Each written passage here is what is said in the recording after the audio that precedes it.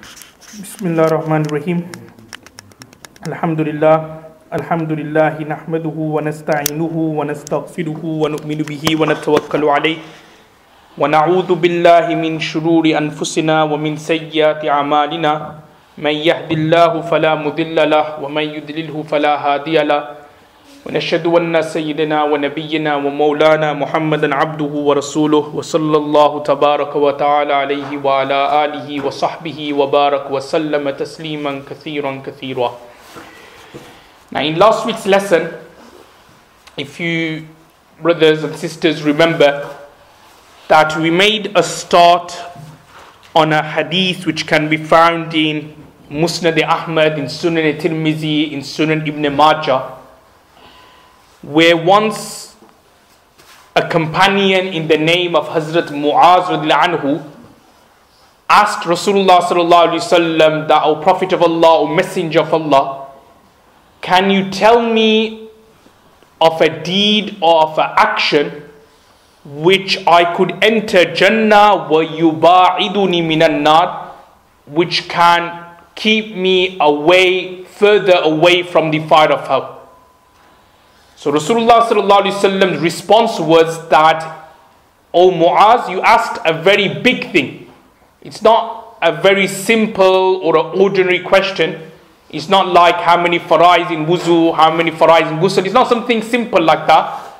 You've asked a very, very big question, a very, very difficult question. However, وَإِنَّهُ لَيَسِيرٌ عَلَى مَنْ يَسَّرَهُ اللَّهُ, which means that this, however, is easy for those people who Allah subhanahu wa ta'ala made it easy for. And then I briefly went on to explain taqdeer, that when Allah subhanahu wa ta'ala sends the angel to blow in the fetus, then Allah subhanahu wa ta'ala at that time writes whether that child is going to be sa'idun or shaqiyun, whether he's going to be a good person or a bad person, whether he's going to be from min ahlil jannah or whether he's going to be from min ahlil nar. And then I went even on to explain to the extent that there could be someone, if taqdeer or fate had written that he's going to go to Jannah, what could happen is that his entire life he spends in sins. And then one moment before death, he does a good deed.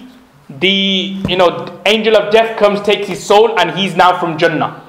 And similarly, the other way round, that if taqdeer has written or fate has decreed that this person is going to be from the fire of hell, so what could happen is that his entire life he could be doing actions of a true believer, of a person from Jannah. Namaz, sunnahs, zakat, hajj, sadaqat, everything. But then before death he does an act of kufr. Angel of death comes, takes his soul away, and that's it. He's now from the people of hell.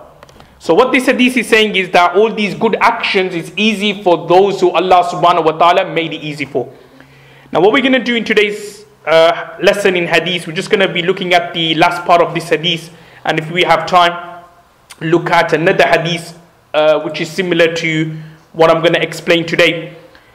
Now Rasulullah sallallahu alaihi wasallam then said to Hazrat Muaz radhiyallahu anhu, the actions or the a'mals or the ibadats which will take a person to Jannah and keep him away from the fire of hell. So Rasulullah sallallahu alaihi wasallam explained, Ta'budullah wa la tushriku bihi shay'an.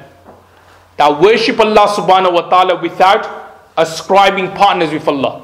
And again, we've already touched on this many weeks before about oneness of Allah's worship and not to ascribe partners with Allah. Number 2, the second order or command Rasulullah sallallahu alaihi wasallam gave was وَتُقِيمُ الصَّلَاةِ, observe salah, establish salah. Again, I already explained this before in an earlier lecture. Tuqimu from the word aqama yuqimu, which means to straighten. So it's not وَتُؤَدُّ salah, which means just do salah, which will then give the meaning just do it anyhow and that will be okay. Tuqimu or aqama yuqimu, to establish, means to do it properly with concentration, in terms of making sure when you're standing, you stand properly. When you go into ruku, you do it contently, you do it properly with tranquility, with peace. The third action Rasulullah sallallahu alaihi wasallam mentions is wa tu'ti zakah, and give zakah. Number 4, wa tasumu Ramadan, and fast in the month of Ramadan. Wa tahujjul baita, and also perform hajj and pilgrimage to the Baytullah. In other words, the 5 pillars of Islam, what we call him. Thereafter, Rasulullah sallallahu alaihi wasallam then explains some specific kind of actions and ibadats. So we've got the main course, you could say, the main dish, which is like doing the 5 pillars of Islam: Imaan, Salah, Zakat, Hajj, fasting. But then there are other actions or other kind of good deeds, which, as Mufti Sahib explained, beautifies the farz, beautifies the obligation. So what are they? Rasulullah sallallahu alaihi wasallam mentioned, "Ala adulluka ala abwabil khair," that shall I not tell you of actions which indicate towards good, towards the doors of good. So Rasulullah sallallahu alaihi wasallam then explained, such as number 1, as-sawmu junnatun, that fasting is a shield. Now, how is fasting a shield? Again, I'm sure you must have read this hadith before. It is a shield, either number 1, against desires, because that's one of the hadiths Rasulullah sallallahu alaihi wasallam mentioned, one of the very first hadiths of Kitabun Nikah, the book of marriage in Mishkat, where he explains that those bachelors, those youngsters, youth who are unable to marry and they have a lot of desires, then فَعَلَيْكُمْ بِالصَّوْمِ, they should fast. فَإِنَّ لَهُ وِجَاءَ, أو كما قال salatu wasalam, it kind of breaks their desires, cuts their desires. So here Rasulullah sallallahu alaihi wasallam has explained that fasting is a junnah, it's a shield against desires and falling into desires in this world, and more importantly, it is a shield in the hereafter from the fire of hell. So these are 2 reasons why Abu sallallahu alaihi wasallam has said that fasting is a shield. Hadith then goes on to explain, وَالصَّدَقَةُ تُطْفِئُ الْخَطِيئَةَ كَمَا يُطْفِئُ الْمَاءُ النَّارَ. Another benefit here, but this is of sadaqah and charity. The sadaqah and charity, it extinguishes. Atfa yutfi'u means extinguish. So it extinguishes sins, khati'ah, the same way water extinguishes fire. So again, I'm sure a very common hadith you must have heard or read before, that whenever a person does do some kind of shortcomings or anything wrong or anything sinful, it's always good to give some sadaqah. So it's mentioned in a hadith in Abu Dawood that if a man, say for example, has intercourse with his wife during her periods, then there is a chapter in Abu Dawood that that person should then give some sadaqah, he should give some kafara, expiation for what he had done. Because he did a sin, he did something wrong. So to extinguish that sin, he should give some sadaqah. He should free a slave. Or like in this day and age, give some money to charity, to the path of Allah subhanahu wa ta'ala, to extinguish the sin and the guna which he has done. So exactly here, the hadith explains that sadaqah or charity, that extinguishes the sins or gunas a person has done, the same way water extinguishes fire. Same way, if there was a fire, you put some water on it, then very quickly it kind of like it goes down. The building may be on fire, but as soon as you start spraying water on it, it very quickly kind of sizzles down and it extinguishes. So exactly as well, that when you commit a sin, your body is warm, there's a black dot has appeared in your heart, as mentioned in the hadith of Tirmizi. So by then giving sadaqah or by doing any other good deed, it kind of extinguishes and takes away and removes that black dot in the heart. The next part of the hadith then goes on to say another good deed, which also takes people to Jannah and closer to Allah subhanahu wa ta'ala, is wasalatul layl, wasalatul rajul fi jawfil layl, which means a person's salah in the middle of the night. Jawf literally means That's why we use the word jawf for stomach or belly. So jawf means middle. In Arabic as well, there's a terminology, ajwaf. So ajwaf means the middle word.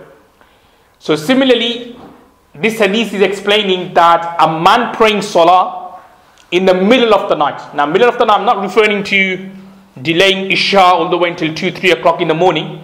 I'm not referring to doing qaza of Maghrib at that time. What salah I'm referring to here is the tahajjud prayer. Tahajjud. Now obviously there's a topic on tahajjud we'll look at later in Kitab al-Salah. There's no need for us to get involved in the technicalities here in terms of how many rakats and what time you should pray, what's the difference between tahajjud and qiyamul layl, and so on and so forth.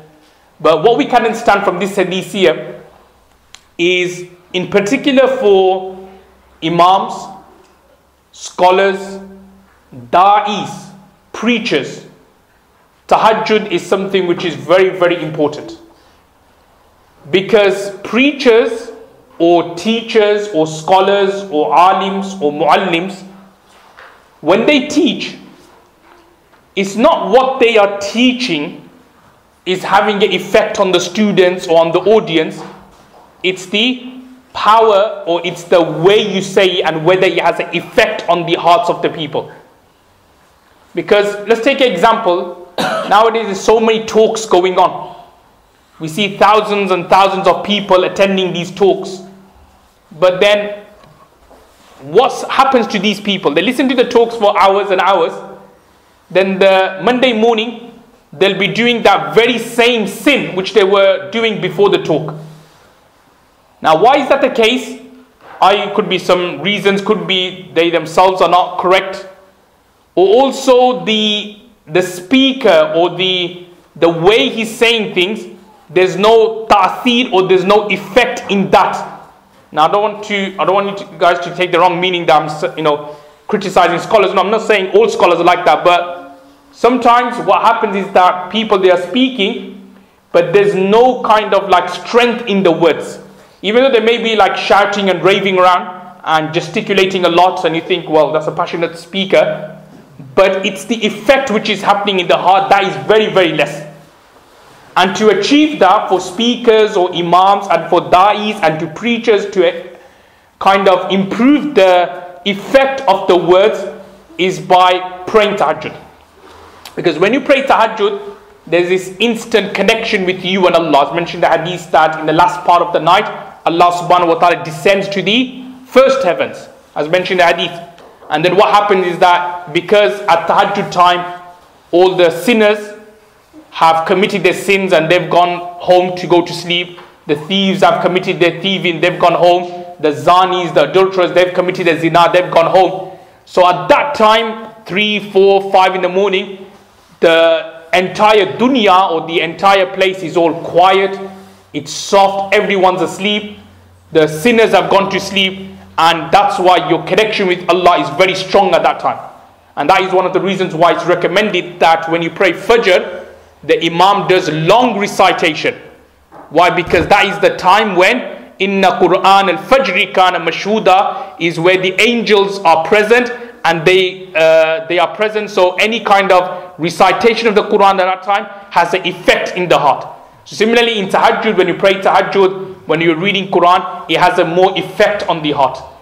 So that is the virtues of praying tahajjud salah. Rasulullah sallallahu alaihi wasallam has said that is an action, abwabul khair, which obviously takes people to Jannah and also takes or removes a person further away from the fire of hell. The next part of the hadith, just very quickly, Rasulullah sallallahu alaihi wasallam then goes on to explain to Hazrat Mu'az radhiyallahu anhu that, shall I not tell you of what is Ra'sul Amri wa umuduhu wa zirwatu sanamihi? That shall I not tell you what is the head of the matter, or what is the head of the affairs? Wa umuduhu, what is the pillar, and wa zirwatu sanamihi, and what is the point of the hump. Now I'm just going to go over these 3 words again. So these were like certain technical words which Rasulullah sallallahu alaihi wasallam used to make them understand. It's like, say for example, when we teach or when we give a lecture, or when we kind of like talk to youngsters outside, we try to give them examples which they are more familiar with, like say sports or football or film, so they kind of understand. Similarly, Rasulullah sallallahu alaihi wasallam, when explaining certain things or aspects of Islam, he gave examples of heads and pillars and these kind of things to the Sahaba so that they understand more better. Because when you give a comparison with something, then they understand, okay, the same way in this world, this needs to be there, a pillar has to be there. Then similarly in Deen or in Islam, that needs to be there as well for it to remain, for it to be steadfast. Now I'll just explain these words again. Rasulullah sallallahu alaihi wasallam said, shall I not tell you what is the head of Amr, i.e. the head of the affairs of Deen, i.e. religion. Now what is the head of the religion, in other words? So Rasulullah sallallahu alaihi wasallam then explained that al-Islam, that Islam is the head of the religion, or head of all the Deen, all the matter. Now what does that mean?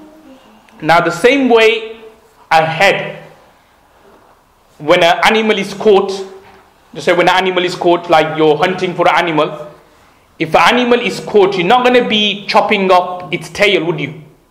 If you want to make the animal lawful or halal, just say a cow, you want to sacrifice the cow, are you going to chop the cow's tail? No, you chop the head of the animal.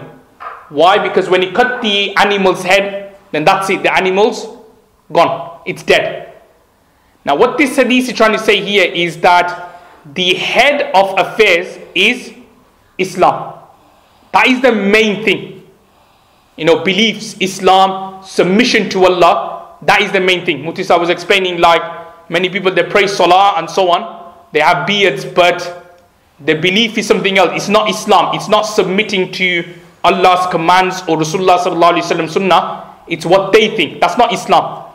So the head of the matter is Islam in terms of everything else you do, like salah, these kind of things, that's okay. But if your beliefs are not there, it's like the head is cut off, everything else is going to be irrelevant.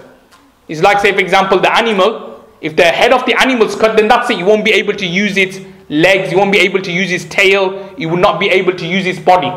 So the head is the main important thing. So in this way, Prophet explained that, shall not tell you what is the head of the matter, what is the head of the Deen, it is Islam. Then Rasulullah explained that the pillar of the Deen, the pillar of the matter is as-salatu, is prayer. So now you've got the head there, so you've got, like you could say, the roof there. Now you need that roof to be firm. You need it to be steadfast so that it doesn't collapse on you. And what is the thing which you need for the Islam and for the Deen to remain intact is as-salah. So again, that's what we can see, another importance of salah, that it is a pillar of Deen, it is the pillar of religion. And then the last part, وَذِرْوَةُ سَنَامِهِ, Rasulullah sallallahu alaihi wasallam explained to be al-jihad.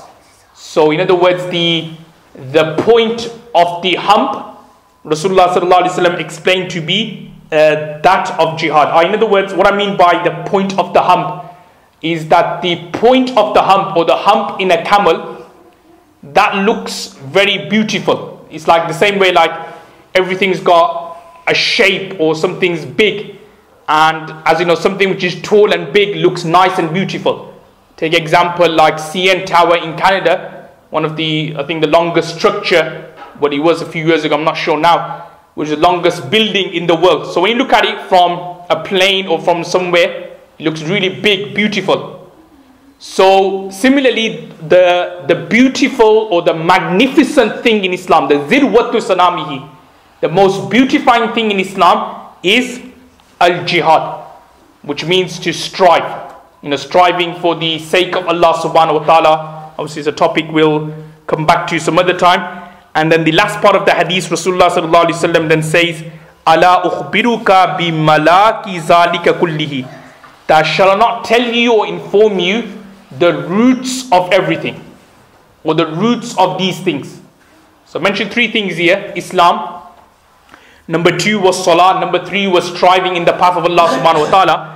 Then Rasulullah sallallahu alaihi wasallam explained that what is the roots of everything, like what is the main thing, the main root or the stem which you can use to hold on to your Islam, hold on to your salah, hold on to your striving in the path of Allah subhanahu wa ta'ala. Then the hadith goes on to say that Rasulullah sallallahu alaihi wasallam then held his tongue and he said, Kuffa alayka haza. In other words, protect this. Protect your tongue. So the Sahabas then responded by saying, or Hazrat Mu'adh radhiyallahu anhu then responded by saying, Wa inna la mu'akhazun bima natakallamu bihi.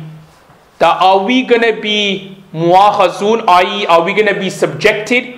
Are we going to be questioned? Bima natakallamu bihi, with what we speak, with what we say. In other words, what we talk, what we kind of say. Is Allah going to hold us or grip us for those as well?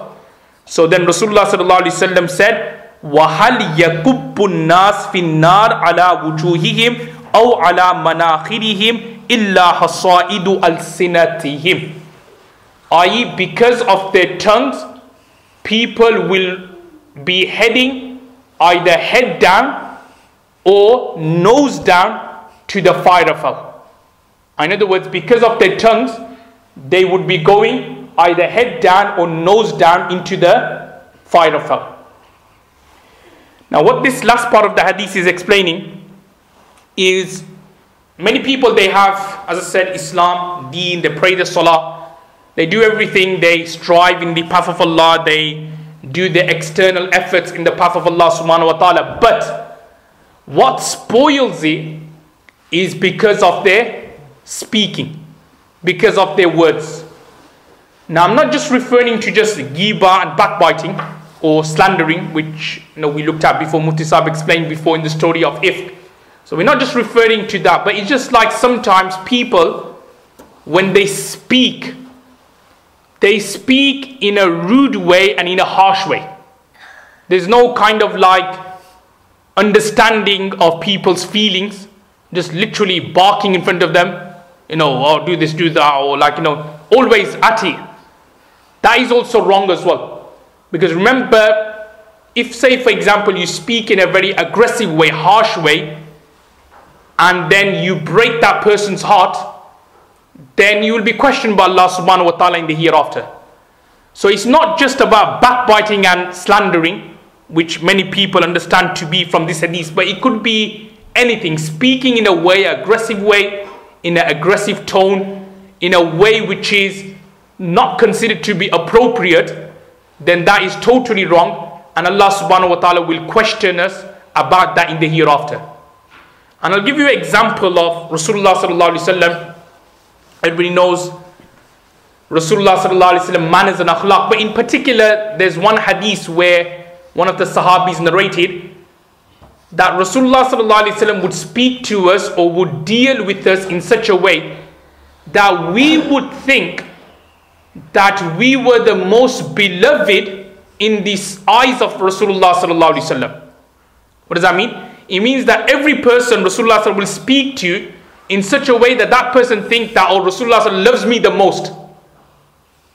Rasulullah sallallahu loves me the most. And that is telling us that there must have been a beautiful way of Rasulullah sallallahu speaking to all the Sahabas. Because remember, there weren't only 2-3 Sahabas, there were thousands of Sahabas. In the farewell Hajj time, there was over 125,000 Sahabas. There's so many Sahabas. But every single Sahabi would say that the way Rasulullah sallallahu spoke to me, or dealt with me, or like did his transaction with me, it would seem as though that I was the most beloved to him. That he didn't like any of the Sahabas, I was the most beloved. So that is telling us that there must be a beautiful way of speaking of Rasulullah sallallahu and the way he spoke to people. It must have been in a very beautiful way, in a very nice way, which led to that particular Sahabi making this particular comment. So a quick conclusion of this particular hadith here is that these actions which are mentioned, fasting, sadaqah, charity, tahajjud, I mentioned the benefit of them, and also mentioned the pillars of Islam, which is salah, the head of Islam, the head of the deen, which is Islam, and then striving in the path of Allah subhanahu wa ta'ala. All these things are good. But because of backbiting, because of speaking aggressively, because of our bad manners, we could spoil all that if we don't control our tongue. Remember what we should do, Mufti Sahib also mentioned this as well, we should ponder and think before we speak. And if we just did that very simple thing, ponder, think, tafakkur, tadabbur, and then speak, you will see that there will be many situations where we would not get involved in. Many of the fights or problems or arguments we get involved in is when we say something which we shouldn't. So that then leads to problems and other kind of issues. So as long as we control the tongue and we use it properly, we use it in the right places, then inshallah there won't be any problems with us, because the hadith quite clearly says that وَإِنَّا لَمُؤَاخَذُونَ, that we'll be tested, or it's not tested, sorry, we'll be questioned by Allah subhanahu wa ta'ala about what we said and what we kind of uttered. So may Allah give us the tawfiq to act on what's been said. Wa akhiru da'wan alhamdulillahi rabbil alamin.